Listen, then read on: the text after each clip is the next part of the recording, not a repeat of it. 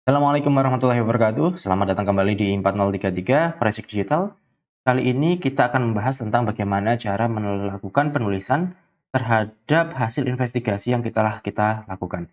Nah, di luar sana banyak sekali metode-metode atau template-template yang ada untuk melakukan penulisan tersebut. Namun kali ini kita akan menggunakan base-nya adalah CHFI, sehingga teman-teman nanti bisa membandingkan ya dengan cara-cara atau metode-metode di luar sana.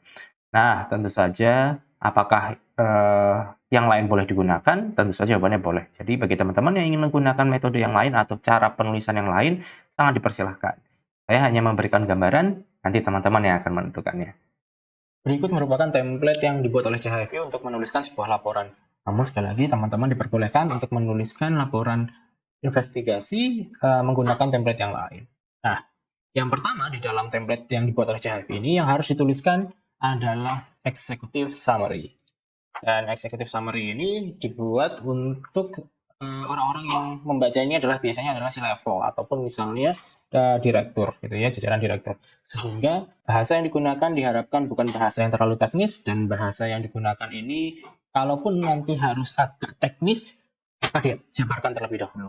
Nah, selain dari pembahasan karena namanya summary gitu ya, jadi perangkum dari apa yang ada di dalam laporan, tambahkan yaitu case number-nya seberapa, kemudian nama dan ID dari orang yang melakukan misalnya investigasi, kemudian tujuan dari investigasi ini apa, kemudian hal yang ditemukan, barang bukti yang ditemukan seperti apa, dan melakukan signature analysis gitu ya. Dan jangan lupa dari semua ini tentu saja harus merangkum dari seluruh data yang ada. Nah, yang kedua adalah investigasi objektif gitu ya. Jadi di bab keduanya buat namanya investigation objektif yang isinya adalah objektif dari investigasi tersebut apa. Jadi teman-teman bisa menjabarkan misalnya terjadi sebuah serangan bla bla bla, kemudian dari situ terdapat gejala seperti ini sehingga kami akan melakukan misalnya pengecekan dan lain sebagainya. Nah, itu ditulis di dalam investigation objektif. Yang ketiga adalah detail insiden. Nah, detail insiden ini adalah jika teman-teman udah ketahuan nih ada masalah. Nah, coba cari tahu gitu. Masalah itu sebenarnya datang pada tanggal berapa dan jam berapa gitu. Yang kedua adalah tanggal dan jam di mana mereka ini menemukan masalah tersebut. Jadi yang pertama tadi adalah kejadian aslinya itu tanggal berapa dan jam berapa. Kemudian yang kedua adalah tanggal berapa dan jam berapa akhirnya ditemukan. Dan yang ketiga adalah siapa yang menemukan hal tersebut gitu. Misalnya adminnya yang menemukan, maka tulislah yang menemukan adalah admin ini dengan nama ini, misalnya dengan ID sekian gitu ya, dengan tugas apa. Nah, itu bisa dituliskan pada buku di bab 3 yaitu detail insiden. Yang keempat adalah investigation process. Nah, proses investigasi ini dituliskan bagaimana kita melakukan investigasi. Investigasi yang dimaksud adalah bagaimana kita mengambil data atau mengambil evidence dari lapangan. Dan di situ dituliskan tanggal dan jam di-assign-nya kapan, kemudian investigatornya siapa, karena kita mungkin lebih dari satu investigator gitu ya, karena tim. Dan ini tulis bahwa untuk misalnya evidence ini yang ngambil adalah A, yang evidence ini yang ngambil B. Nah, itu silahkan ditulis. Kemudian klaim dan informasi yang didapatkan. Jadi kalau ada mungkin saksi gitu ya, atau mungkin tadi si admin tersebut kita wawancarai gitu ya, hasilnya apa, itu silahkan ditulis di bagian investigation process. Masuk ke bab 5. Bab 5 adalah evidence information. Evidence information ini isinya adalah tempat di mana evidence tersebut ada, kemudian list dari evidence yang ada apa saja, kemudian tools untuk mengekstrak evidence tersebut silahkan dituliskan, dan bagaimana kita preservation-nya gitu ya. Misalnya ditaruh di dalam sebuah box gitu ya, di dalam sebuah kantong ya, kita tuliskan gitu ya, kantong Faraday misalnya ya, silahkan dituliskan. Kemudian ini sangat berguna nanti juga kalau teman-teman mengecek dari COC-nya gitu ya. Jadi teman-teman bisa melihat siapa yang memegang sebelumnya dan lain sebagainya. Itu bisa tertuliskan atau bisa terdeteksi dari evidence information ini. Bagian 6 adalah evaluasi dan juga analisis. Di sini barang bukti yang sudah ada mungkin akan dibawa ke dalam lab. Dan di lab ini kita akan melakukan evaluasi. Sebenarnya barang bukti ini membuktikan apa sih, atau barang bukti ini bisa kita olah seperti apa. Nah, apa yang perlu dituliskan di sini? Yang perlu dituliskan adalah evaluasi awal. Jadi misalnya teman-teman menuliskan bahwa sepertinya ada barang bukti yang bisa kita olah dengan cara seperti ini menghasilkan apa, gitu ya. Kemudian kita bisa juga di sana dituliskan investigasi tekniknya seperti apa. Jadi teman-teman misalnya, oh saya akan menggunakan teknik seperti ini, maka jelaskan dengan rinci. Kemudian juga jelaskan penggunaan toolsnya apa gitu ya. Jadi teman-teman bisa bilang tekniknya ini menggunakan tools ini dan itu bisa dijabarkan satu persatu. Mungkin bisa teman-teman tuliskan sebagai apa namanya seperti langkah-langkah tutorial gitu ya. Nah itu bisa teman-teman tuliskan di bab 6. Dan ini tentu saja per alat bukti yang ada. Selanjutnya adalah relevant finding. Karena ada beberapa hal yang mungkin bukan menjadi evidence, tapi bisa memperkuat evidence tersebut gitu. Dan ini silahkan ditulis di dalam bab 7. Pada bab 8, kita akan bertemu dengan supporting files, yang mana isinya adalah attachment dan appendix.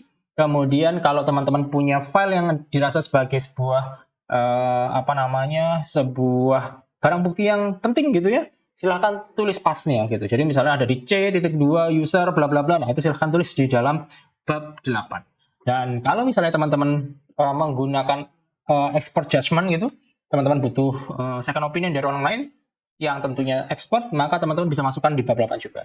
Khusus untuk expert, ini teman-teman harus minta izin terlebih dahulu gitu ya ke yang punya surat geledah gitu.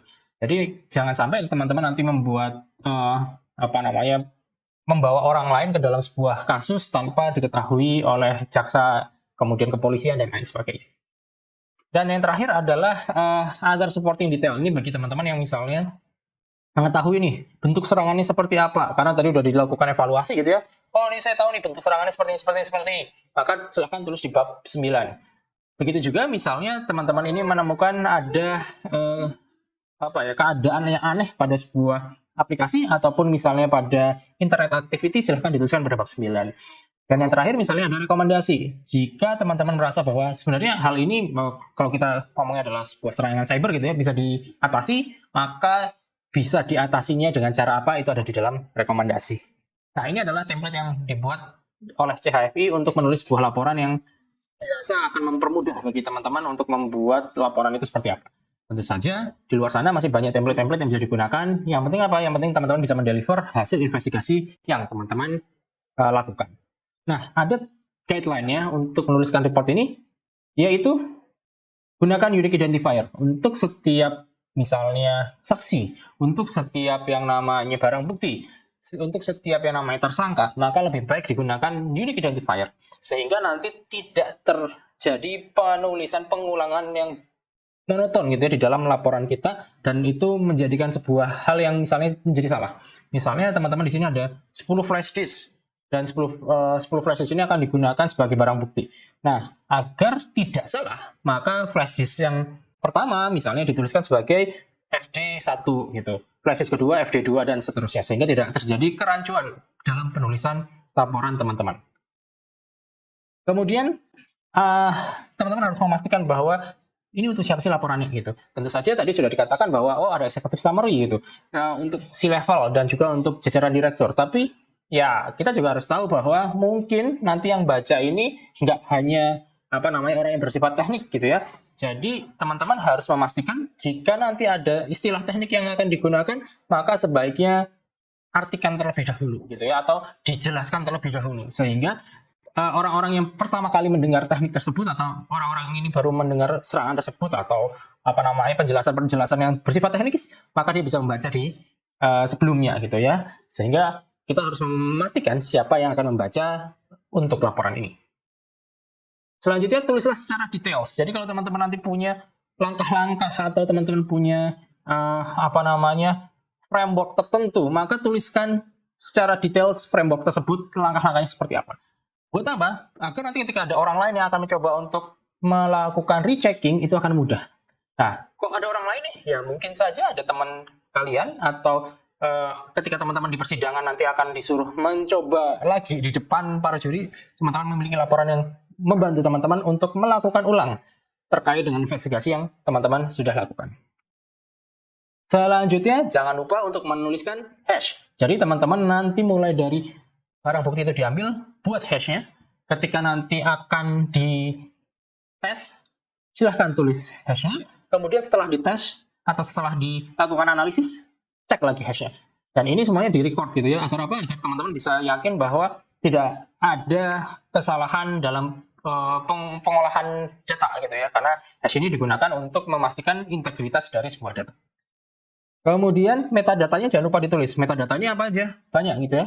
Teman-teman bisa melihat apakah dia ekstensinya itu benar, kemudian apakah dia ini sifatnya benar. Misalnya teman-teman lihat di apa namanya text editor gitu ya. Bisa dilihat tuh apakah ekstensinya sesuai dengan jenis filenya dan lain sebagainya. Pastinya di mana dan lain sebagainya. Silahkan tulis di dalam metadata ini. Dan yang terakhir adalah technically review. Karena tadi saya sudah katakan bahwa sebuah investigasi ini mungkin akan berbentuk sebuah tim, dan yang mana mungkin yang bersifat teknis, orang-orang yang bersifat teknis ini lebih dari satu, maka sebaiknya ketika sudah dibuatkan satu buah laporan, maka yang lainnya ikut melakukan review gitu ya. Sehingga apa? Sehingga data atau laporan yang sudah akan diberikan ini benar-benar sudah valid gitu ya, sudah bisa dikatakan bisa dibaca oleh orang lain dan sesuai dengan keinginan yang diinginkan oleh penulisnya. Nah, tadi merupakan sebuah catatan bagi teman-teman untuk ketika akan membuat report itu apa sih yang harus saya tuliskan. Nah, tadi adalah contoh dari CHFI.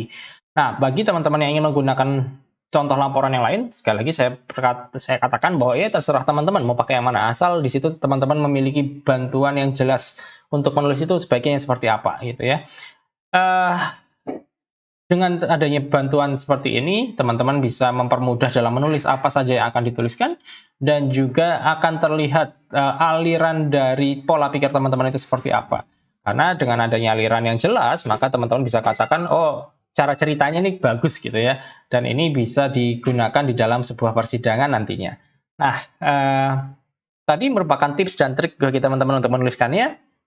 Sampai jumpa lagi nanti di pertemuan selanjutnya yang pasti akan seru. Sekian dari saya. Assalamualaikum warahmatullahi wabarakatuh.